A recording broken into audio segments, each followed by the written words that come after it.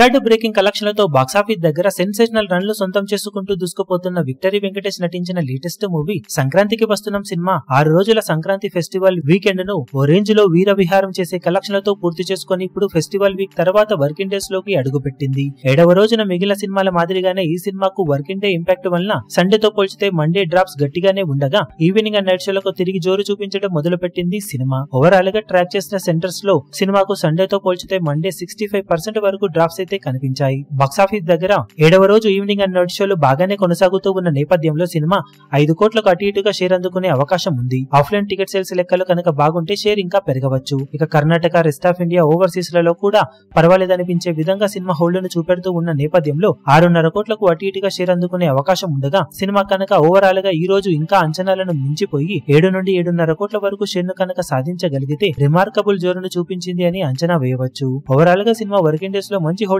చూపించి long run ను enjoy చేసి లాభాలను ఇంకా భారీగా పెంచుకునే అవకాశం అయితే కనిపిస్తూ ఉంది. ఇక మొత్తం మీద మొదటి వారంలో సినిమా సాధించే టోటల్ ఏరియాల వారీ కలెక్షన్ల వివరాలు ఏ విధంగా ఉంటాయో చూడాలి.